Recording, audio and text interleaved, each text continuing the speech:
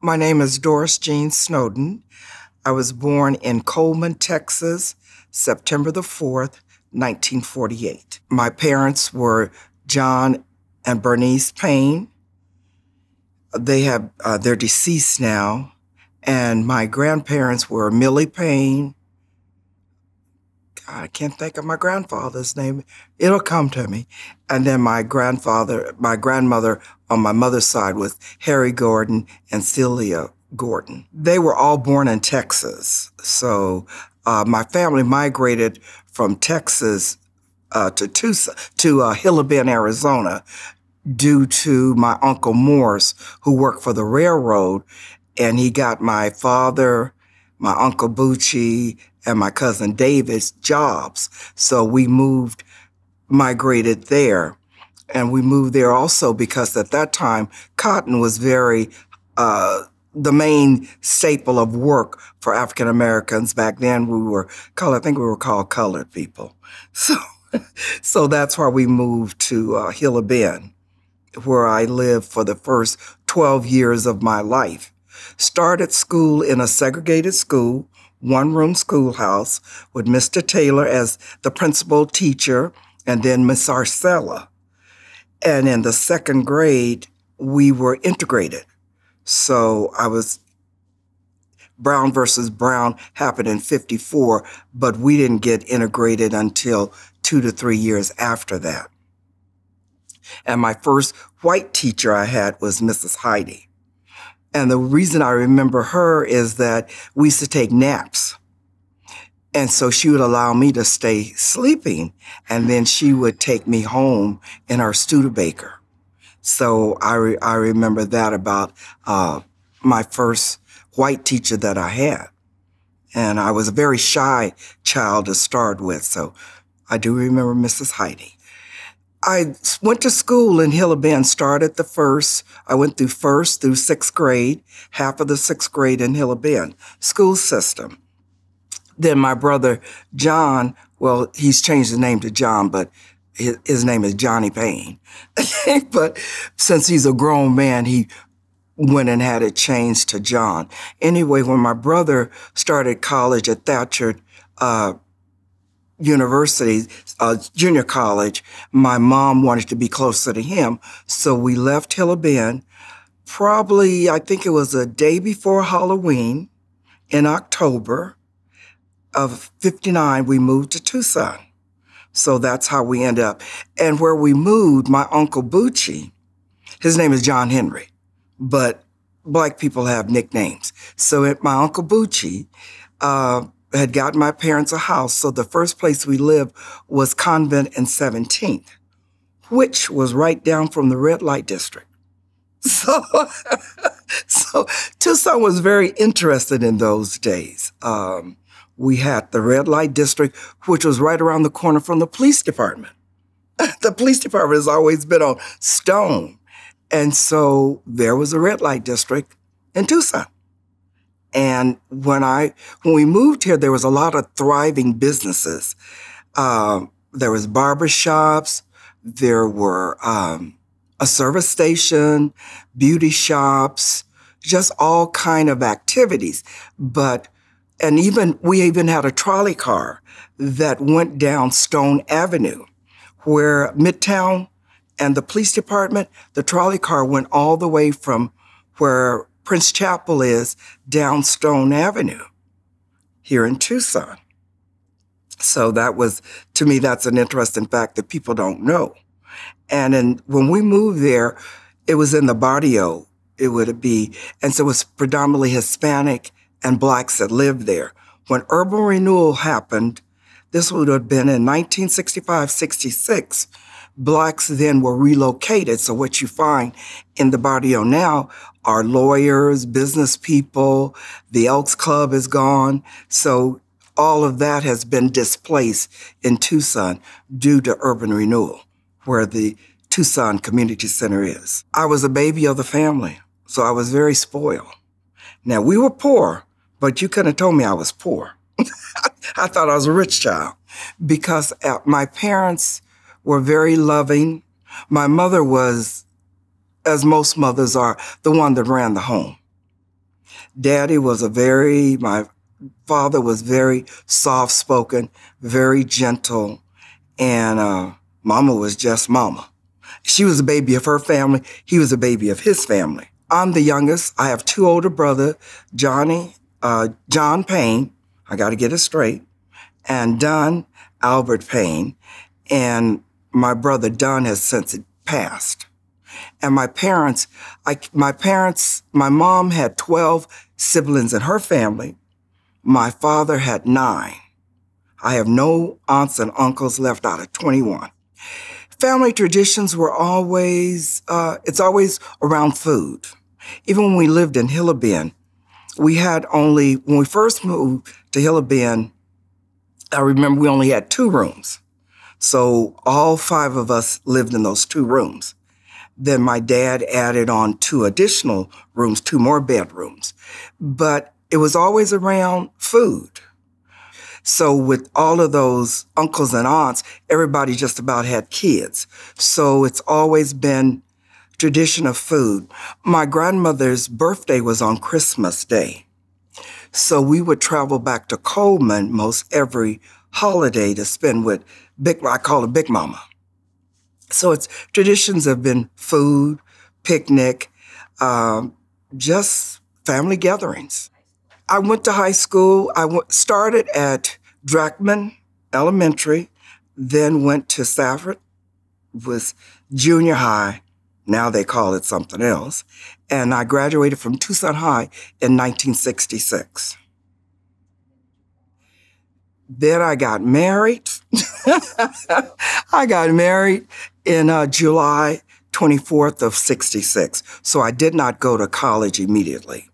My husband was in the Air Force. My first husband's name was Willie Williams. So he went to Vietnam when I was pregnant with our second daughter, Vanessa. My children are Tracy Lynn Williams, Vanessa Denise Parsons, Fiona Danielle Lacoud, she's deceased now, and Jemaine Paris. So I was pregnant with our first child, so I was here when he was in Vietnam. When he returned in 1968, I have to think years. 1968, we moved to Williams Air Force Base, where we stayed there until 1970. Moved back to Tucson. So I started the Pima Community College, February of 1971, on a grant from the, Model Cities grant. Model Cities at that time paid for tuition, they paid for my books, they paid for childcare, because childcare then was at my church, Grace Temple, so that's where my kids did childcare. So I finished Pima Community College, I think in 73, went to the University of Arizona, and graduated from the University of Arizona with my bachelor's in July of 74. Started working at Pima Community College in July of 74. My husband, Willie Williams, got me the job. He was a job developer for Model Cities. So that was where I started Pima in July of 1974, worked there for approximately a semester, then returned to the university to work on my master's degree, which I completed in 1977. While working at Pima Community College, Chuck Ford, who was city councilman in Tucson, you'd be on committees and didn't know you were on committees till someone called you and told you when the committee met. So, but Chuck was very good with that he got the African Americans involved at the city and state level. I was on the Governance Commission for Juvenile Justice. I was on the City Commission. I mean, you look up, you were on committees, and you'd call Chuck and say, Chuck. He said, baby girl, I know you can do it. So that's why I submitted your name.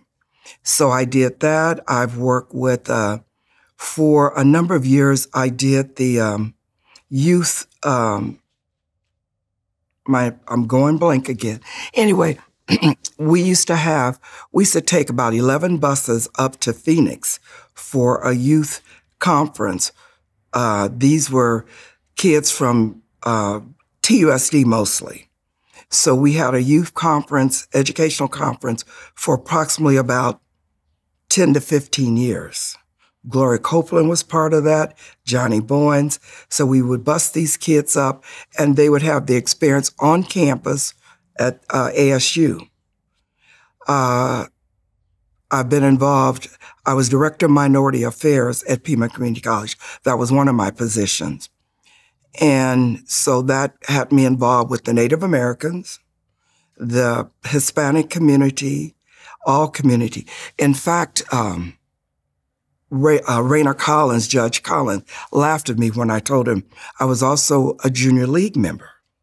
I was the second African-American woman after Laura Pendleton and Mary Okoye to be in the junior league. And a funny incident, they asked us to bring our baby pictures. So I brought this little black baby picture. So the lady, and you were to pick out who the baby was. So she didn't realize what she was doing. I said, do you realize they'll know who I am? I'm a little black curly baby with the curly hair. And she said, oh, I said, don't apologize. But they're so used to white women that here this black woman is bringing this little chocolate picture. So that's one of the organization I was in. I was in Jack and Jill. I'm an AKA, not currently active, but you see I have my pink on, so I'm representing AKA. I'm a member of Rising Star Missionary Baptist Church, where Pastor Amos Lewis is our pastor. I was with the Black Women's Task Force, president for approximately 3 or 4 years, no longer part of that organization. It's just too many to think about. And I was president of NAACP for 6 years, which I really enjoyed, and I learned a lot. And I'm so glad that I was involved. It's a really good organization to belong to. It's the oldest African-American organization that it is in America, 100+ years. And we're still fighting for civil rights. And I'm still active with them, but as a member at large. One of the things that happened while under my presidency is that we have a street name over in the, the electrical, University of Arizona Tech Park, MLK Way. So that was done by Annie Seitz and Francis Miller, but that happened during my tenure. So that was really one of the highlights of being president. And we found out in naming streets, it was easier to get a street name that wasn't developed, because if you get a street name that there's anybody that lives on that street, even a dog has to sign it. So that was one of the highlights. Who inspired me? Probably my parents. Coming from such a loving, supportive parents, they were my inspirations. And having teachers when I went to Pima College. Because when I first started Pima, I was very unsure of being in school. I wasn't a very good high school student, to tell the truth. So going to school was frightening to me at Pima. But my first semester, I think I got 3 A's and a B. And so I said, wow, I'm not dumb after all. Because as African Americans were colored, like I say, we were colored and Negroes. Back then, our teachers didn't encourage us to go on to school. And I was working at a cleaner's, not Sparkles, but at a cleaner's. And George Marista is who came in and said, come take this test. I said, I don't do well at tests. So he kept on. So I finally took the test, passed it. And so it's history. So teachers were also my inspiration. Because at Pima, that was the first time since high school, Mr. Preston, Lamont Preston, was my ninth grade biology teacher. I hadn't had a Black teacher since second grade. So here comes Mr. Preston. And then when I went to Pima, I had a choice of African American, Native American, Hispanic. So it was fun being at Pima Community College because of the professors. Grover Banks being one of them, Bill Lewis being one of them. I mean, I had choices.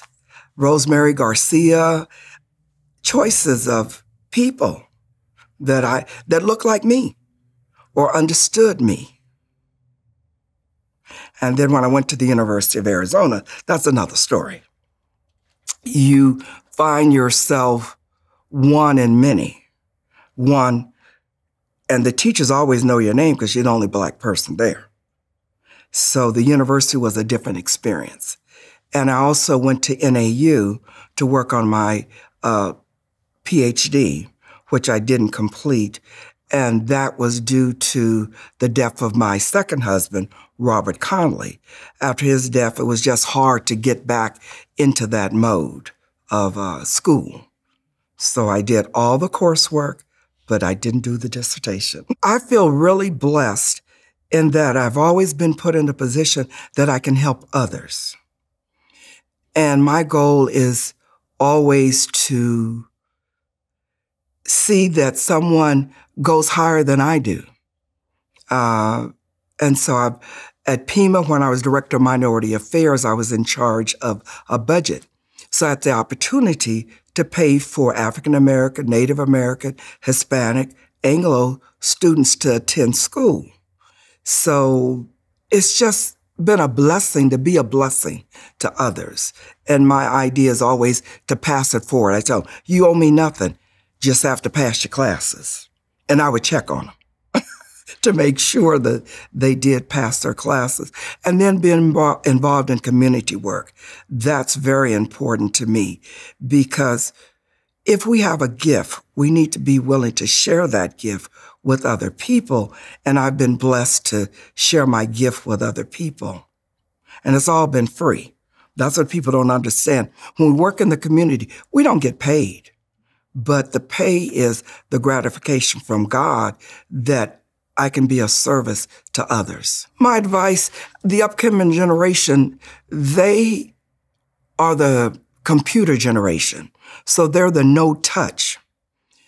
I have found that some of them can be very difficult to work with because they're so used to computers and they're not used to touch. We're used to touch.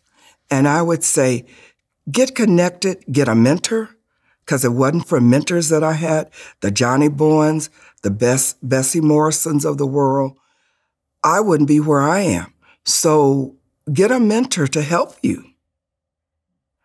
Get connected in your community, whether it be at your church, at your school, especially at school.